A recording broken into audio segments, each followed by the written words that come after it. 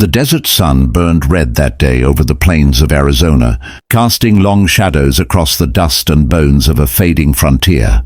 The old rancher, Thomas Hale, worked the dry land with hands rough from years of honest labor, while his young son Eli watched with admiration, dreaming of one day becoming just like his father, strong, fair, and unbreakable.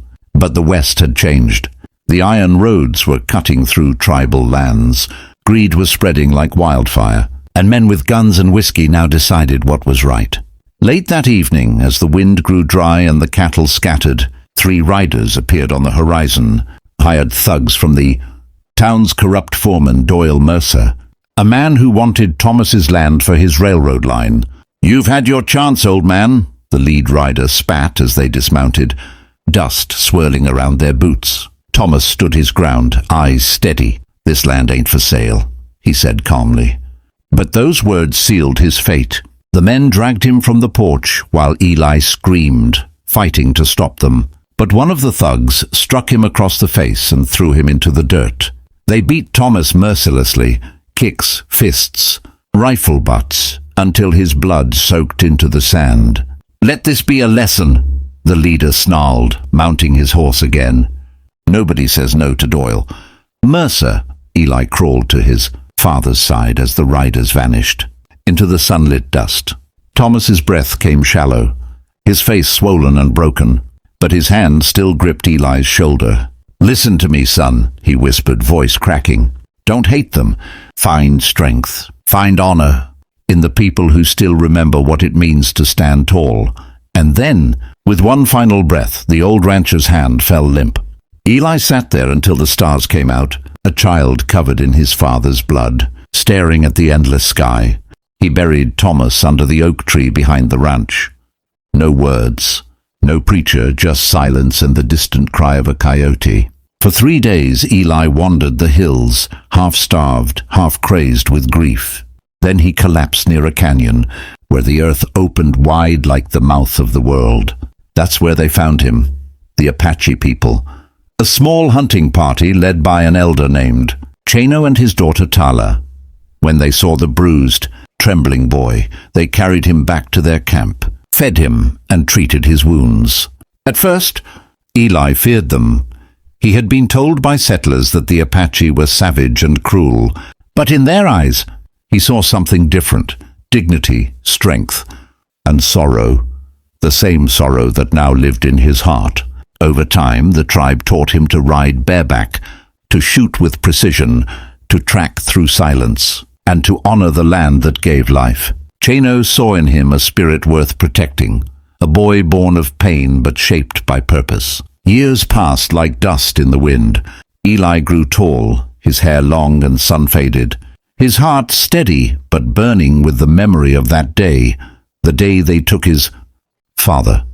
He had found a family among the Apache, but he could never forget the cross of stones that marked his father's grave. One evening, as the sun bled over the horizon, Chano placed a hand on his shoulder.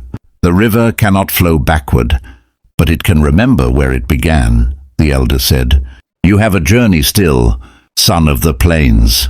Eli nodded, knowing what it meant. The next dawn he saddled his horse, painted his face with Apache symbols of protection, and rode out with the rising sun. Tala stood watching from the ridge, tears glinting in her eyes. Eli turned once, hand over his heart, then disappeared into the valley below. He was no longer the boy who had watched his father die. He was the storm that the desert itself had been waiting for. The winds shifted that morning, whispering through the canyons like ghosts. The sun has returned, but the world didn't yet know what was coming. For behind Eli rode not vengeance alone, but the spirit of 400 Apache warriors, ready to bring justice to a land that had forgotten what it meant to be free. When Hale rode back into the valley, the land looked smaller, meaner, like it had shrunk beneath the weight of greed and fear. The same dirt road that once led to his father's ranch now bore the ruts of wagon wheels and railroad spikes. A new sign hung at the edge of town, Mercer Land Co., progress for the future. But Eli saw no progress. only the ghosts of what had been stolen. Behind him, across the distant ridges, the dust of 400 riders rose like a storm, the Apache nation moving as one, silent and focused, their painted faces glinting in the sunlight. They followed Eli not for revenge, but for honor. For years the settlers had taken their land, their rivers, and their peace. But Eli had earned their trust, their respect. And when he told them about the man who had been beaten for standing his ground, they didn't see a white rancher. They saw a warrior of the earth who had fallen unjustly. As Eli reached the outskirts of the town, the people stared, at first not recognizing the young man who had once been the orphaned boy. His hair was long and windswept, his skin darkened by the desert sun, his eyes sharp with purpose. He dismounted in front of the saloon, the same place where Doyle Mercer and his men now sat laughing, their boots on tables, their pockets heavy with gold. Eli pushed open the swinging doors, silence falling instantly. "Well, look what the dust blew in," Mercer sneered, setting down his glass. "The dead man's boy. You here to beg for scraps?" Eli's voice came low and steady. "No, I came to finish what you started." Mercer laughed, but it was hollow. "You and what army?" he mocked. Outside a rumble grew, faint at first, then shaking the very walls. The townsfolk stepped into the street, squinting at the horizon. There, beyond the ridge, came the Apaches, line after line of horsemen cresting the hills, feathers waving in the hot wind, sunlight flashing off spear tips and rifles. 400 warriors, silent as death. Mercer's smirk vanished. "What the hell is this?" he whispered. Eli stepped closer, eyes locked on him. "That," he said, "is justice." Before Mercer could reach for his gun, Eli drew his father's old Colt, the same weapon Thomas Hale had refused to use against his enemies, and fired once, the bullet hitting the floorboard between Mercer's boots. "You'll leave this land," Eli said coldly, "and you'll never raise a hand against another soul who works it, or the next shot won't miss."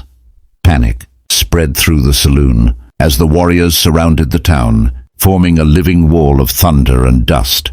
Some townsfolk hid, others watched in awe. The Apaches didn't come to kill. They came to show that the earth still remembered its children. Chief Chano rode beside Eli, his voice deep and calm. "The land forgives if the man learns," he said. Mercer's men threw down their guns, trembling. One of them muttered, "We were just following orders." Eli turned toward them. "So was I," he said softly.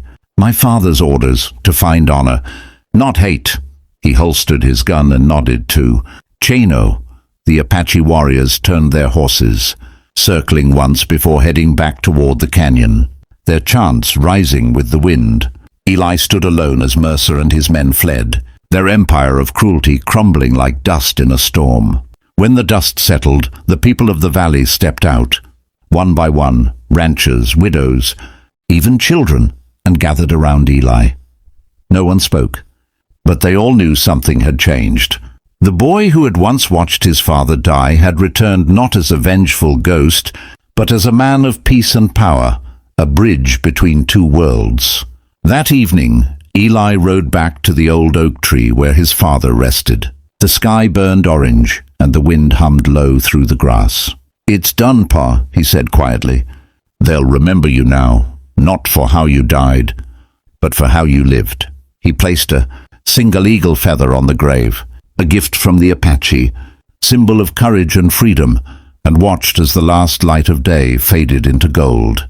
The valley was quiet again, but not empty. It was alive. Somewhere in the distance a coyote howled, and Eli smiled. He had found his father's peace, and maybe his own.